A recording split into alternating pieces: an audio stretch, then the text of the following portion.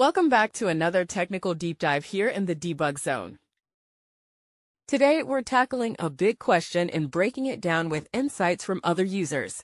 Hopefully, this clears up some misconceptions and helps you get the answer you need. So buckle up, stay a little curious, and let's jump right in.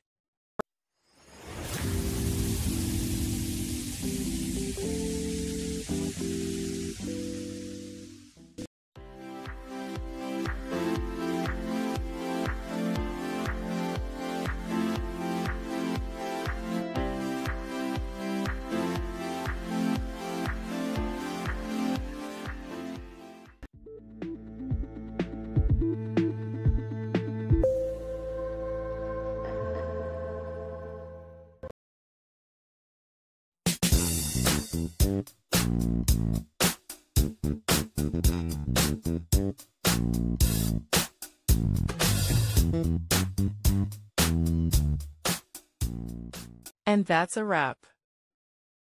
I hope you found the answer you were looking for. If you did, take a second to hit that subscribe button. It really helps out.